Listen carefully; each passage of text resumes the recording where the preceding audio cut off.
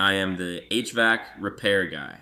And before I spent my days troubleshooting residential split systems, I was a nuclear power electrician working on high voltage equipment. Today we are doing a deep dive into the premium category matchup between the Fraser-Johnston Reliant AL19 and the Payne PA 8-TAN 5. These are both high performing machines, but the differences in their engineering and long-term value are significant once you look under the hood. Let us start with the build quality and how these machines protect their most critical component, which is the outdoor condensing coil.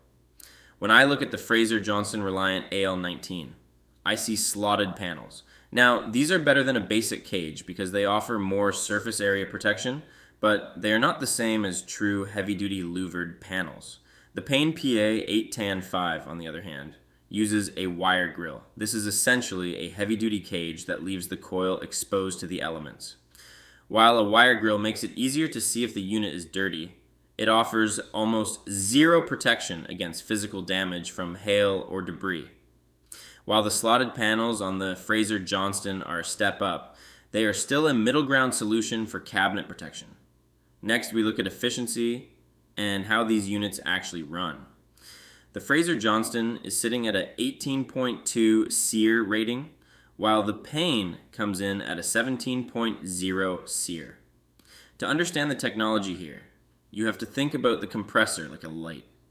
A basic air conditioner is like a standard light switch that is either 100% on or 100% off.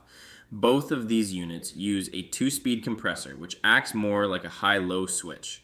They can run at a lower capacity on those mild 75-degree days to save energy and pull out more humidity, then kick into high gear when the July heat really hits. The Fraser-Johnston runs a bit quieter too, at 67 decibels compared to the 70 decibels you get with the Payne. That might not sound like much, but in the world of acoustics, that is a noticeable difference when you are sitting on your patio.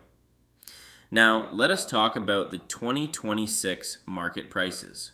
For the Fraser-Johnston Reliant AL19, you are looking at an average equipment-only price of approximately $4,590, with a full professional installation averaging around $7,710. The Payne PA 8-TAN 5 typically runs about $5,460 for the equipment alone, with a complete professional installation price of roughly $7,650.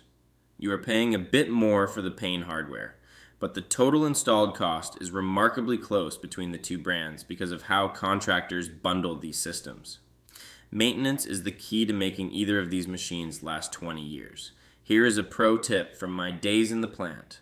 Once a year, take a garden hose and spray down those coils.